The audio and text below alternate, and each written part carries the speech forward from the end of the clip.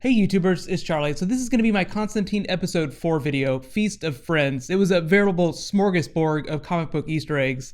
They literally took the plot of Hellblazer number 1 and 2 and pretty much adapted the entire story with a few minor changes. There aren't a whole lot of comic book shows that are that faithful to the comics. The Flash and Walking Dead are pretty good examples, but they didn't follow the plot quite as closely as this episode followed the Hellblazer comics. Careful for spoilers from the episode if you're not caught up, but starting with top 5 moments. Number 5, meet Gary Lester. He's a character right out of the comics that meets pretty much the same fate that he does in this episode. Like, he gets possessed by a demon, ends up dying. The interesting thing is that after he died, he became a spirit that went on to haunt Constantine for a long time. So don't be surprised if in a future episode we see Gary's spirit floating around bugging Constantine. Number 4, a feast of friends. This is basically the story of the first 2 issues of the Hellblazer comic back in 1988. It's all about the hunger demon. Gary, or Gaz, or however you want to think about him, rescues a boy that has the demon inside of him. It goes on to jump from person to person as it consumes as much as possible. Constantine goes to visit an African mystic, goes on that crazy cosmic acid trip to learn what he needs to do. Couple differences in some of the characters. Chaz and Papa Midnight were there, Zed was not. Zed didn't show up till issue 4. I'll talk about the ending of that story in just a second because there was a little twist on that too. Number 3, Astra Explained.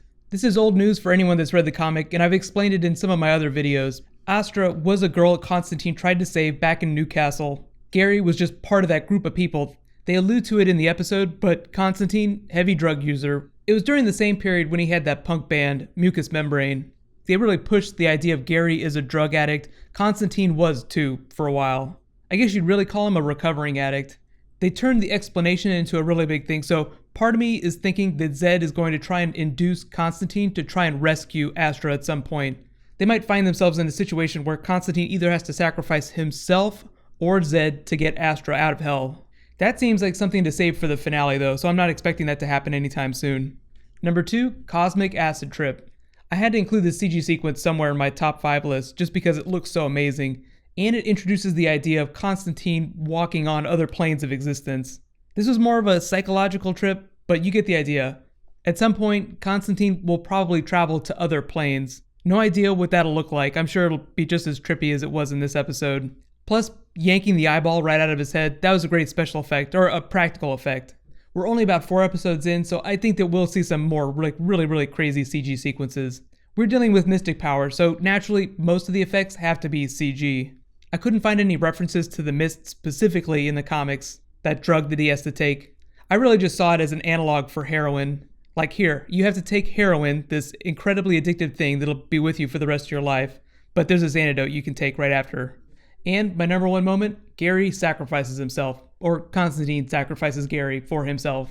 This is a bit of a Doctor Who rule number 1 situation. Constantine always lies. Gary did sacrifice himself, but only after he picked up on what Constantine was doing, so technically he did not sacrifice himself, he just agreed to go along with it. Which means they could end up doing the comic book storyline at some point, where he ends up haunting Constantine for the rest of his life. I like the way they did it on the stage. It was almost like they were giving a performance to an audience that wasn't there. Very cinematic, very grand. Constantine, along with Gotham, the other brand new DC show, have amazing cinematography and set design. So, like I said, straight out of the comics, the big difference though, the big WTF ending that's different in the comics that they didn't show on screen, that they didn't show in the episode, is that Constantine walls up that cell that Gary is in. Like, he walls it up so that the demon can't get out. And if you remember, the demon or the possessed person is just supposed to eat themselves alive. The episode made it seem like Constantine was just waiting for him till he died, but that's not the end. The demon would have to eat itself. I think that's why Harold Perrineau, as Manny the Angel, was sitting there looking so crestfallen. I don't think that's something they would have allowed on network television, although it's really interesting to think about. Really, one of the cool things about Hellblazer being a Vertigo title is that it allowed it to be a lot more graphic than like normal DC Comics titles. Let me know though, what was your favorite moment from the episode, and do you feel like the same thing is going to happen to Zed and Constantine at some point? Like, you're going to have to sacrifice himself or sacrifice her in order to get Astra out of hell. I feel like in that situation, Constantine would sacrifice himself, like he would throw himself on that spear. Overall, I gave the episode a solid B+. I feel like the show is really starting to pick up. I'm starting to connect with the characters a little bit more. I'm looking forward to more Constantine Zed scenes because they're really like the core of the show right now. Even though technically Chaz is supposed to be his best mate. I mean, it's all about the Constantine Zed relationship right now, building that. I'm really looking forward to Matt Ryan spending some more time in the character's shoes, just getting more time to make the character his own. He did some interviews recently where he did talk about, the fact that they are doing a lot of the comic book stuff, but slowly over time, he's turning it into his own character. It's just like Stephen Amell playing Oliver Queen. He has his own version of Oliver Queen. I feel like it almost takes an entire season or even 2 seasons for that to develop. So I'm looking forward to seeing what the character looks like around episode 10, 11, the back half of the season. Officially, it hasn't been picked up for a full season, although Variety was reporting earlier this year before it debuted that it had. I think they were just talking about the first half of the season, which is typically like 8 to 9 episodes. And they've already ordered 3 extra scripts, so that's really ends up being like 12, 13 episodes right now. I think we'll hear about that really soon. We'll find out whether or not they'll get another 9 episodes in the back end. Just to talk about the Zed character in this episode, I'm totally loving Angelica Salaya's performance. I do feel like it's too soon to judge the character. She's only been around for 3 episodes, but I am really happy that they brought her on the show. I feel like Zed Constantine is a better pair than Lucy Constantine. It's a very different dynamic than, say, like Gordon and Bullock because they have that sexual tension between them. And I'm not talking about Gordon and Bullock. That'd be a whole different Gotham. That's like something you'd only see on Tumblr. I know a lot of you have been asking me about potential for cancellation. They haven't said anything about it officially, and I don't have any inside information. I do know that they've ordered about half a season, so I think they'll at least get those episodes. They might wait till after all those are done to make a decision. Next week though, episode 5, Papa Midnight is back. Be sure to subscribe to get my video. They are going to be chasing down some zombies. It'll be a lot of fun.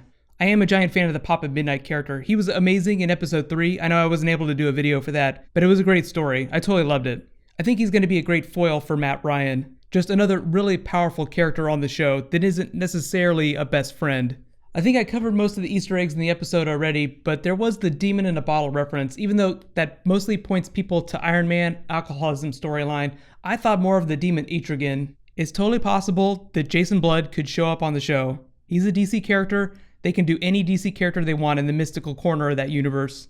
Let me know though if there's any other characters besides Jim Corrigan, the Spectre. He's actually going to be on the show, not as the Spectre though. In case you're behind, you can click here to catch up on my Constantine videos, and you can click here to catch up on Arrow and the Flash this week. Thank you so much for watching, so let's all high five, and I will see you guys tomorrow.